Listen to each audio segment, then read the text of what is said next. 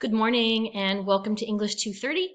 My name is Stacy Miller. I'm your instructor this semester. You can call me Ms. Miller or Prof. Miller. Either one is okay. I wanted to go ahead and walk you through the module for this week, but also to formally welcome you to the class. A couple of things about the class that I really want to reiterate before I jump into the modules.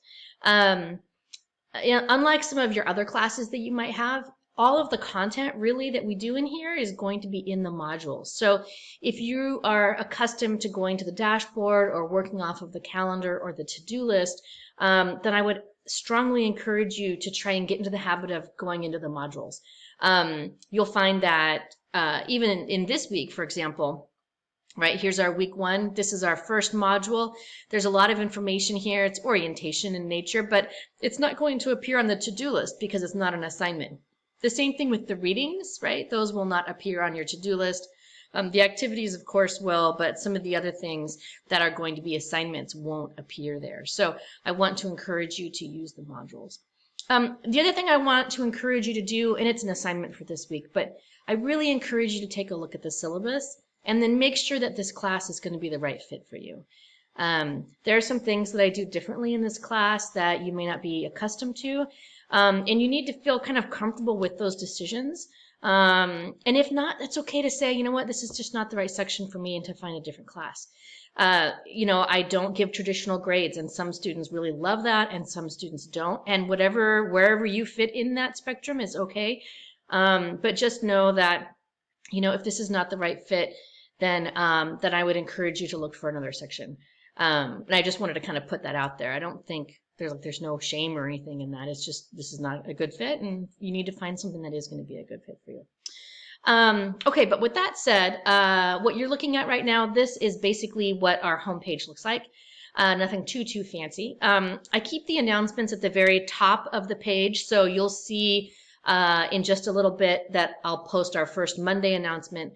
Every Monday in the midday maybe range, I will post an announcement for that week with a video. That's what this is, kind of walking you through the module for the week, kind of going over the assignments, making sure that if there's anything that I need to talk about for the assignments or activities or readings, that I'll do that at that point. The modules will always appear at the very top, so you don't have to scroll down and down and down to get to the modules. So right now, week one is at the very top here. Next week, week two will be at the top, so on and so forth. Okay, so let's take a look at the modules for this week. What I'm trying to do is put little action words in front of each item so that way you know what to do with that. So this is this first page in the module will be the same week to week, basically just kind of giving you an overview of what you can expect for the week and how what we're doing in the course this week connects to our learning objectives for the whole course. So that way you can kind of get a sense of how everything is connecting to what I'm required to do as an instructor for English 230. Next up, we have some orientation material, obviously, because this is week one.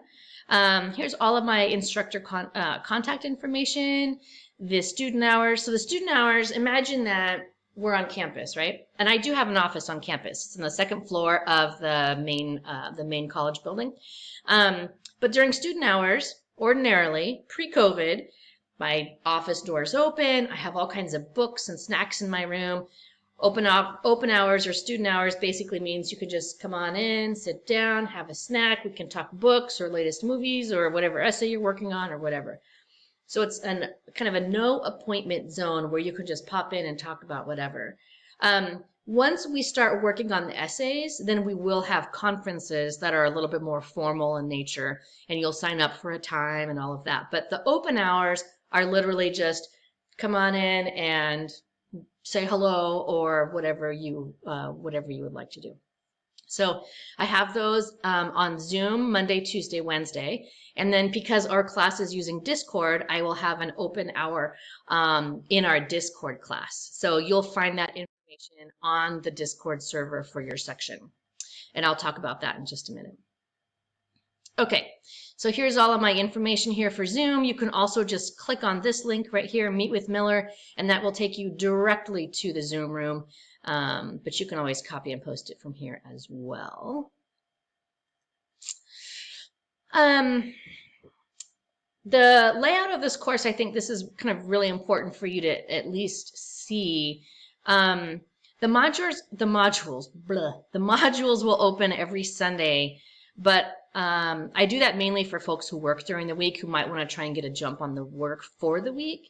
Don't feel obligated to go into the class on Sunday, right? If you can enjoy your weekend and not have to do a stitch of classwork, I would encourage you to do that. That's great. But for some folks who have 8 to 5 jobs or 10 to 12 jobs, whatever it is, then you want to go ahead and take whatever opportunities you have available to you. So that's why I open the modules on Sundays. So this page just kind of gives you a little bit of the layout of the class and what you can expect, why things are designed the way they are, that kind of thing. But as far as what we do week to week, this, I think, section is really important, right? So each week, we're always going to have a new conversation on Discord, and we can continue conversations from past weeks, but every week a new conversation on Discord will open up that we can kind of all engage in. There will always be a few activities during the week. Once we get into our books, then we'll have more activities specifically about the literature that we're reading. And then you'll always have a writing territory due every Friday, which I will talk about in just a minute. All right, we do use Google Docs in this class for all of the writing that you do. And I'll talk more about what that means and what that looks like once we get into our first few pieces of writing.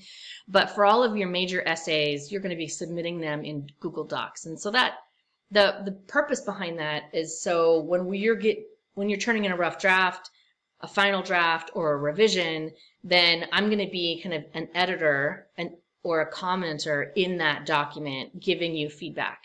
Not changing what you're writing or putting in text comments, but more of like the bubbles along the side in your Google Doc, right? So that way you're getting feedback that is happening right as you're writing it, right? And we'll talk more about that the closer we get to some of the major writings.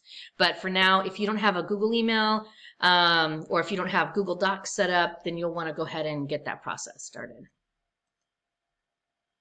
For those of you who might be new to Canvas or just kind of need some fine tuning with Canvas, I put this page in here that will help you just kind of navigate the space, especially if you don't know how to set your notifications or you really don't know how to use some of the tools in Canvas. Some of the resources here from LMC can help you do that.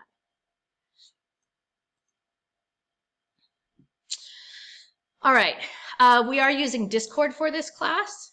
And Discord, and let me be totally honest here. This is going to be a little bit of an experiment because for my part, I get really frustrated by discussion boards. And I think that at least some of the feedback that I've gotten from students over the past few semesters, students aren't necessarily real big fans of discussion boards either.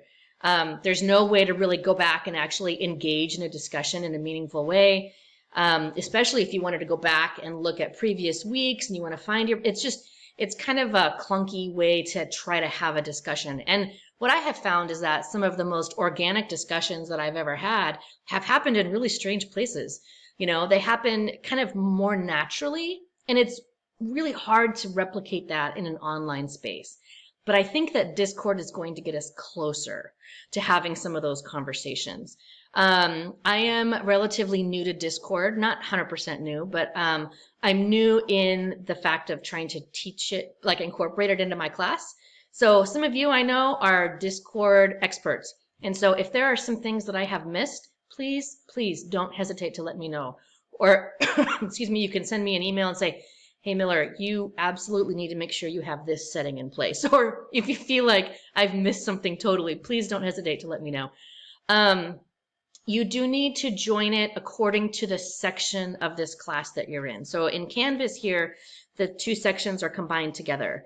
But on Discord, because of all the privacy rules, you need to be separated into your section of class. For sure, you can find that information on Insight, whether you're in 0296 or 9642. I think you might be able to see it in grades where you have your grades for Canvas. But depending on what section that you're in, that is going to determine which server you choose. So don't join both. Figure out what section you're in and then follow the directions to join that class. If it looks like you've joined both, and I think a few people did by accident, I'm going to send you an email and just say, hey, you need to remove yourself, or I'll remove you from the wrong class.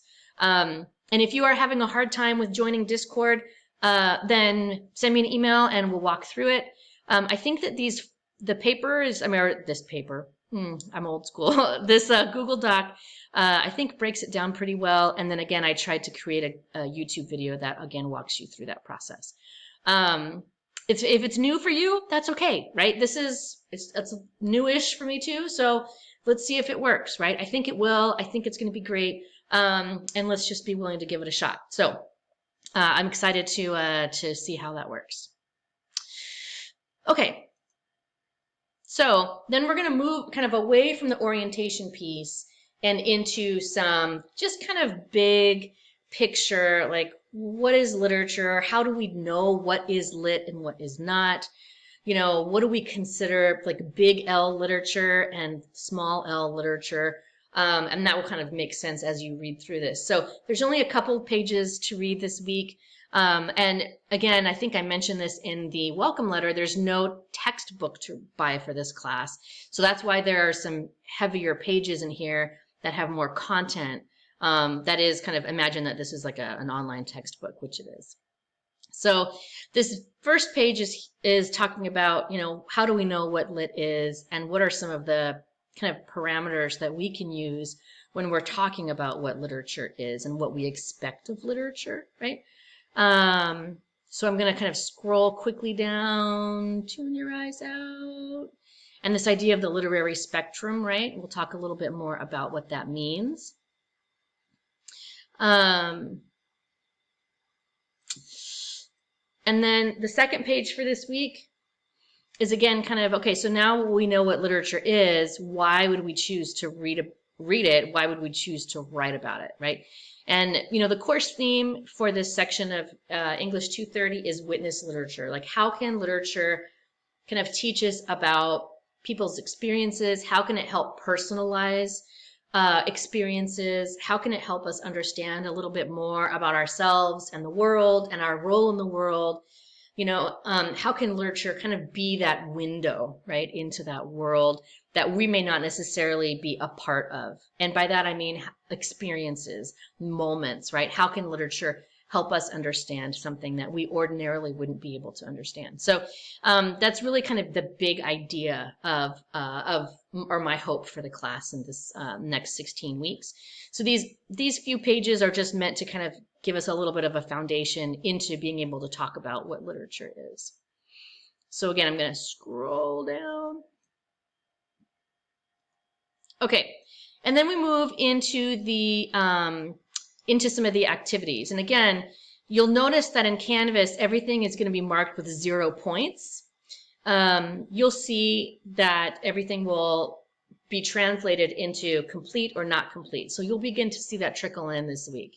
The course commitment is something that I include in every course that I teach. I think it's really important for students to be able to kind of get a sense of what a typical week looks like in terms of, you know, what classes do you have, if they're synchronous or asynchronous or face-to-face or hybrid, you know, where do you have to show up for your classes or your job or other responsibilities, if you have to take your kids to school or pick them up, if you have, again, if you have a job, if you have other obligations, you know, how can you kind of map out your week so that way you can ultimately say, all right, where am I going to read for this week? Where am I going to get my work done, right?